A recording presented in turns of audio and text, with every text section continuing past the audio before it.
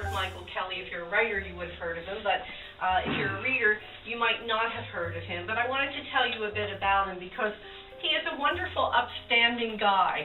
And I know that's like, you know, the good guy finishes last, but that's not really so. He's a good guy who finishes first.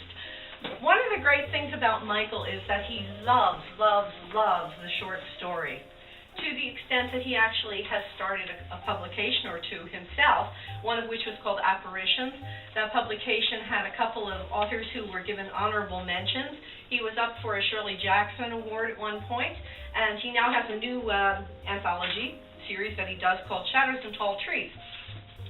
Aside from that, he had a story in Tesseract 13, which I co-edited, The Woods, and it's one of those kind of creepy, woodsy Canadian, you know, we all live in cities, right? Most of us live in cities in Canada. You put the bulk of the population between Montreal and Toronto and Vancouver and Halifax and Winnipeg and then Calgary, the major cities. You know, that's almost everybody in Canada. There's so few people elsewhere, but we all have this thing, the woods.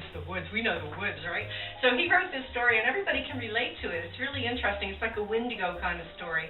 It got picked up by Stephen Jones, who is a very well-known anthologist in the horror field, for one of his best new horror series, which is an incredible feat for Michael. So anyway, Michael did this book, and it is for sale back there. And I know that he would like to make Chilling Tales an annual book because he's told me that. One of the influences that are kind of behind him is partly it's the Don Hutchison, who is a Toronto writer-editor, did a series called Northern Frights for a number of years. And that book had 5 books and a best of. But it ended.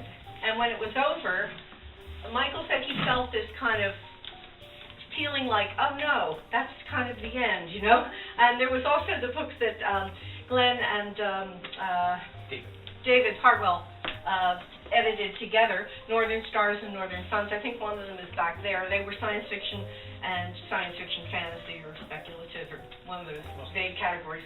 And that also allowed people in this country to have a voice for their type of writing, which is mainly, it's you know, the U.S. is predominant in terms of this type of writing, and the U.K. in English as well. Canada hasn't had a huge amount of it until the last maybe decade and a half or so. And so Michael really wants to do this book as a yearly thing. So that means there'll be a Chilling Tales 2 if you people will buy this one. So it'll continue on. Okay, so that's all I'm going to say. I do apologize for not reading. Honestly, everything is just kind of, you're all blurred to me. This is why I can stand here and talk so freely, because basically I can't